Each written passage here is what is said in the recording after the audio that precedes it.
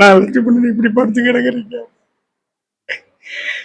வேற வழி இல்லாம சாமானத்துக்கு வெளியே போட்டாங்க. இந்த கெஸ்ட் ஹவுஸ் நடத்துறவர் தான் இங்க படுத்துங்க வீடு கிடைக்கிற வரைக்கும் 2 மாசம் அவரு தான் சோறு போட்டாரு.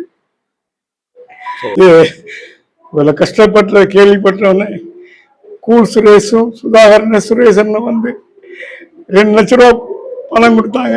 ஆனா கொஞ்ச நாள் வெயிட் பண்ணுங்க, உங்களுக்கு கிச்சன் தேவையான கட்டில் மெட்டு ஃப்ரிட்ஜு எல்லாமே தரோம்னு அப்படின்னு சொன்னாங்க.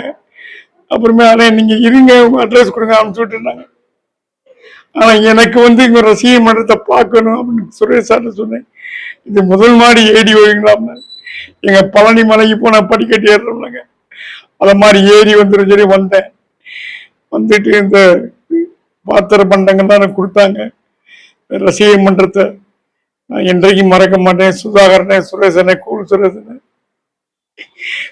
ஒரு சரவணா சார் ஒரு புரட்சி தலைவர் மாதிரி தான், வாழ்நாளும் மறக்க மாட்டேன். இது இல்லாம சுதாகரனை சொன்னாரு, ஆனா இது மட்டும் இல்லைண்ணே, உங்களுக்கு எப்ப கஷ்டம்னாலும் எனக்கு போன் பண்ணுங்க, உங்களுக்கு ஐயா உங்களுக்கு ஹெல்ப் பண்ண சொல்லியிருக்காரு. அதனால அவர் நீடி வாழ்க. அவரு வச்சிருக்க துணிக்கடை பாத்திர கடை எல்லாமே நல்ல வியாபாரம் பெற்று இன்னும் தமிழ்நாடு பூரா இருக்கு, இந்தியா பூரா கடையை திறக்கணும்னு எல்லாம் நல்ல இறைவனை கேட்டுக்கொள்கிறேன்.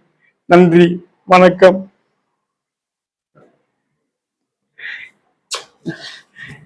நம்மள மாதிரி கலைஞர்களுக்கு இதுதான். அவரை நேரில் பார்த்ததில்ல, அவர் படத்துல நடிச்சதில்லை, ஆனா தேடி வந்து செய்யறாங்க. இவங்க 2 பேரையும் வாழ்க்கையில மறக்க மாட்டேன்.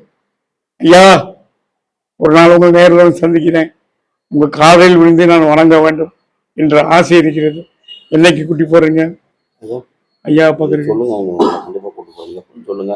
நான் ஒரு வாரத்தை சொல்றேன், கூட்டி போய்ங்க. இப்ப தமிழ்நாட்டுல யாருமே செய்யாத உதவி அவர் செஞ்சிருக்காரு. நான் அவர்கிட்ட ஆசீர்வாதம் வாங்கணும்.